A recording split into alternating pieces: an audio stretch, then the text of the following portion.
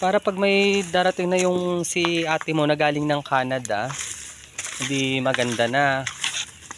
Di ba? No, pag dumating si tita mo, no Tan?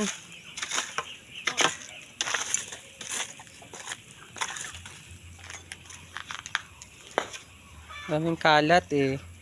May darating yung anak ni Chang galing Canada. Sa?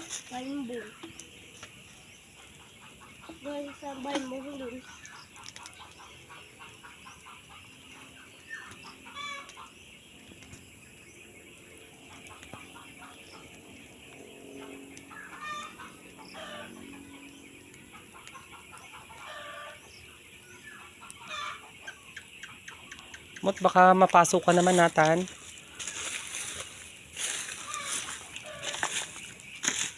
Ayan, para yan, may mga talbos din ng kamote. Kaso nagsusiga kami kasi marami ng kalat. Uso pa naman ang dengue.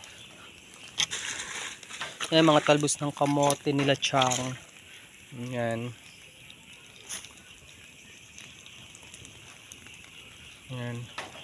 Yun yung kulungan ng baboy nila kaso hindi na ginagamit. Ginawa naming istakan ng mga gamit nilang hindi ginagamit. Nilinis muna yung loob.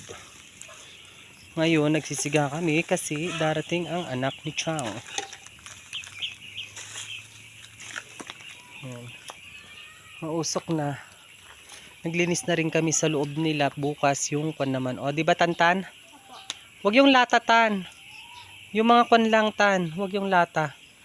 Tamang tama, saktong sakto din at nagpapausok kami kasi may uso ang dengue. Yan, para yung mga dengue is, yung mga lamok is mataboy-taboy.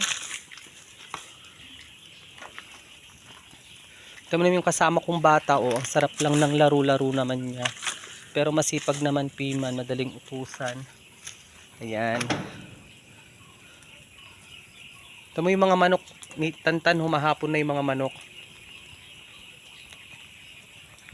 Ayun yung mga manok. Kutakan ng kutakan.